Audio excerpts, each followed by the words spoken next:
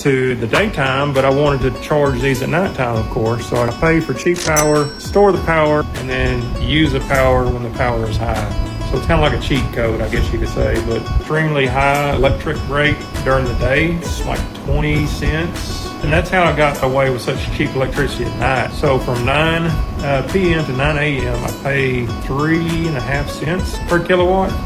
But from 9 a.m. to 9 p.m., I pay 20. And as you see up top, and you can see the capacity, there's 2,560 amp hours. Just have the XT150 connector by Humsienk. That power cord comes through here back to the EcoFlow. At 9 o'clock it turns this EcoFlow on, and that in turn recharges the EcoFlow and pushes power through the XT150 at 9 o'clock at night when I have a cheaper rate.